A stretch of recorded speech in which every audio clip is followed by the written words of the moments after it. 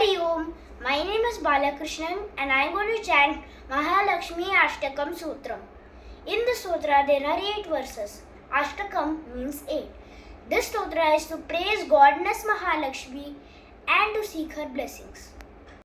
नमस्तेस्तु महामाये श्रीपीठे सुरपूजिते शङ्खचक्रगदाहस्ते महालक्ष्मी नमोस्तुते नमस्ते गरुडारूढे कोलासुरभयङ्करी सर्वपापहरे देवी महालक्ष्मी नमोस्तुते सर्वण्ये सर्ववरदे सर्वदृष्टभयङ्करी दुःखहरे देवी महालक्ष्मी नमोस्तुते सिद्धिबुद्धिप्रदे देवी भुक्तिमुक्तिप्रदायिनी मंत्रमूर्ति सदा देवी महालक्ष्मी नमोस्तुते आद्यन्तरहिते देवी आदिशक्ति महेश्वरी योगजे योगसम्भूते महालक्ष्मी नमोस्तुते स्थूल सूक्ष्म महारौद्रे महाशक्ति महोदरे महापापहरे देवी महालक्ष्मी नमोस्तुते पद्मासनस्थिते देवी परब्रह्मस्वरूपिणी परमेशी जगन्मातः